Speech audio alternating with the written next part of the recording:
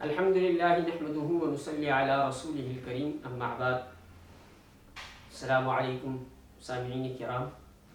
جس طریقے سے ہم نے اپنے پروگرام کا آغاز وظائف کے نام سے شروع کیا اور پچھلے کچھ پروگرام بھی اس کے چلائے، تو وہی سلسلہ آج پھر ہم شروع کرتے ہیں کہ جو وظائف دیے ہوئے تھے وہ آپ یاد کیا کریں اور اسے دہرائیں. یہی ہمارے لیے خیر کا اور نجات کا ذریعہ بنے گی، کیونکہ دنیا سے تو جانا ہے، وہاں پر ہمارے لیے یہی اعمال کام آئیں گے، قبر میں بھی اور حشر میں بھی.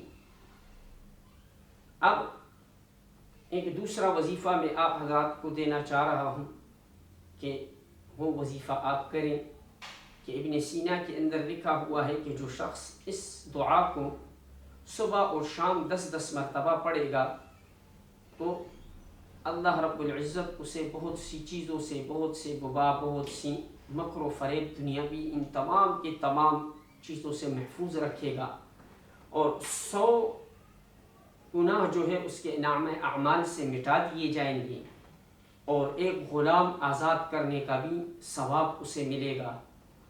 تو وہ دعا آسان ہے، یاد کرنا بھی اس کا زبانی کہ لا الہ الا اللہ وحدہ لا شریک لہ لہ الملک ولہ الحمد وہو علی کل شیء قدیر.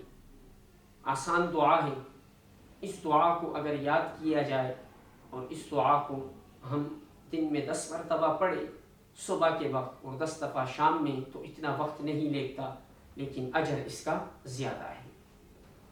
دوسری چیز، اس دور کے حساب سے جیسے کہ بعض حضرات کی شکایات ہوتی ہیں کہ رزق کی تنگی ہے، مال تو بہت آتا ہے، لاکھوں روپے کما لیتے ہیں، ہزاروں روپے کماتے ہیں، لیکن تنخواہ میں وہ برکت نہیں ہوتی ہے، وہ چیز نہیں ہوتی ہے کہ اسے ہم سمیٹ سکیں، بلکہ وہ تنخواہیں ختم ہو جاتی ہیں اور پریشانی در پریشانی ہے، اور اس میں بھی گھر پورا نہیں ہوتا ہے، اور اس میں بھی یہ مال پورا نہیں ہوتا ہے، اور پھر بھی مہینے کے آخر میں جو ہے پھر بھی ادھار وغیرہ، قرض وغیرہ کے تلے دبے ہوئے ہوتے ہیں. تو ان حضرات کو میں یہ ایک وظیفہ دوں گا، بہترین وظیفہ ہے کہ جو صحابہ کرام نے بھی کیا اور جو نبی علیہ السلام کا بتلایا ہوا وظیفہ ہے. اگر وہ شخص وہ کرتا ہے تو کبھی بھی اس کے گھر میں فاقہ نہیں ہوگا، کبھی تنگی نہیں ہوگی، اور اللہ رب العزت کی جانب سے اس کے رزق میں بھی برکت ہوگی اور اس کی رزق بھی وسیع ہوگی. کبھی کسی کے یہاں محتاج نہیں ہوگا، نہ کسی انسان کے یہاں، نہ کسی اور کے یہاں کبھی محتاجی نہیں ہوگی، اور اللہ رب العزت اس کے رزق میں برکت ڈالیں گے. وہ دعا ہے سورہ واقعہ کی کہ وہ سورہ واقعہ کی تلاوت کریں مغرب کے وقت. جب وہ مغرب کے وقت سورہ واقعہ کی تلاوت کریں گے تو انشاءاللہ العزیز اسے کبھی بھی یہ نوبت نہیں آئے گی اور یہ تکلیف نہیں ہوگی، اور یہ مجرب وظیفہ ہے اور بہترین وظیفہ ہے. اور تمام کے تمام حضرات جو ہیں وہ اسی وظیفے کو آزمائے ہوئے ہیں، اور یہ وظیفہ ہمیشہ کامیابی ہی کی طرف انسان کو رواں دواں کر چکا ہے. تو اس کے لیے ہمیں بہتر طریقہ یہ اختیار کرنا ہے کہ ہم ساتھ میں نماز بھی ادا کرتے رہیں، تو یہ ہمارے لیے زیادہ بہتر ہوگا اور زیادہ نور کا سبب بنے گا. تو یہ وظیفہ مغرب کے وقت پڑھا جائے اور مغرب کے وقت ایک ہی دفعہ سورہ واقعہ کی تلاوت کرے، تو انشاءاللہ العزیز کبھی بھی اسے یہ چیزیں، یہ تمام کی تمام جو میں نے آپ کے سامنے ذکر کی، ان کی کبھی نوبت نہیں آئے گی. دوسری دعا جو میں آپ کو بتانے جا رہا ہوں وہ بھی جو ہے بہترین دعا ہے کہ جس کے لیے ذکر کیا گیا ہے. یہ حدیث ہے کہ حضرت عبداللہ ابن ابی ابن اوف رضی اللہ تعالی عنہم سے کہ انہوں نے یہ دعا بتلائی کہ یہ ایک مرتبہ دن میں پڑھی جائے تو 20 لاکھ نیکیاں ملے گی.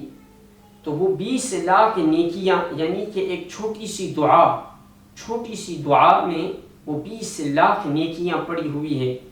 اور اگر ہم ان کلمات کو، صرف اس کلمے کو ہم 5 گانا نماز میں یعنی 5 وقتی نماز کے اندر بھی اگر ہم اسے پڑھیں تو یعنی کہ 1 کروڑ نیکیاں جو ہے ہم دن میں سمیٹ سکتے ہیں اور ان نیکیوں کو حاصل کر سکتے ہیں.